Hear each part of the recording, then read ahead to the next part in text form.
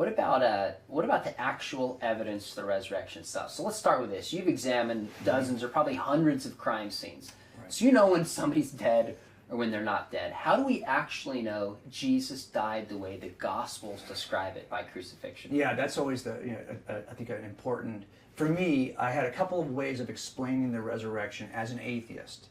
Either they were wrong about him being dead, he just comes back from being badly beaten and he passes out, maybe he appears to be dead, but he's not really dead. That was one possibility.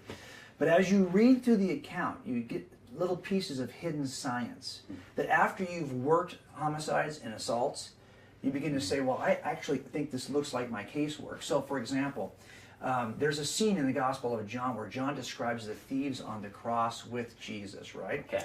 And he says the two of the three people who were crucified at the same time, the thieves, are still alive at the end of the day, and they have to break their legs in order to expedite their execution, right?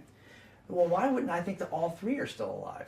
How is it that three are hung at the same time, yet only two are alive, and this one's supposed to be, maybe he's not dead. That's why the suspicion was there for me to begin with. But there's a piece of hidden science in that passage because it says that the guard came and stabbed Jesus in the side and blood and water came out of his body. And they saw the separation of blood and water. And I thought, I recognize that because there's an attribute that occurs when you suffer cardiac arrest. It's called effusion. Okay. And either the water builds up around your heart or it builds up in your lungs, depending on your body placement. You have to have that kind of shock, circulatory shock and cardiac arrest to get that kind of effusion. And at Gotcha. coroners, I've been to autopsies where coroners will actually show me what this looks like. So I think in the end, that's a piece of hidden science because if they stabbed that side of Jesus' body and they saw the separation of water, that's probably pleural effusion from his lungs. But that means he'd have to be dead in order to show you that kind of separation of water.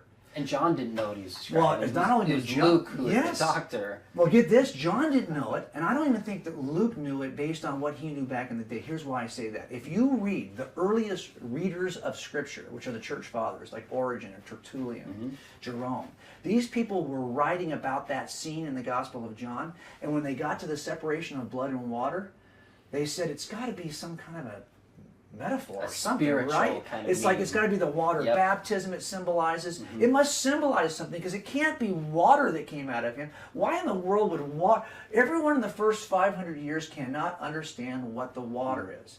And I don't think John understood it either, unless John's so clever that he writes in this. Of course. that he's going to put this little secret that no one's even going to understand medically for 1,000 years, hoping that someday when they discover it, it makes him look legitimate. So I had a problem with that. When I first read that and did that investigation, I thought, okay, what I know as a homicide detective, I'm pretty convinced that Jesus was dead. Interesting. Now I know there's even other evidence that Jesus died from sources like outside, like Tacitus and Josephus. But just examining the Scriptures, that was compelling evidence. Think about this. For you and I mean, if you're not in the job that I'm in, how many times do people touch dead bodies in their regular day? Not very often. And if your family members died, you wouldn't be wrapping them up to get them ready for burial. But in the first century, you took care of your own. You couldn't call the funeral home. You couldn't call a coroner. These things didn't exist. You wrapped up your own dead for burial.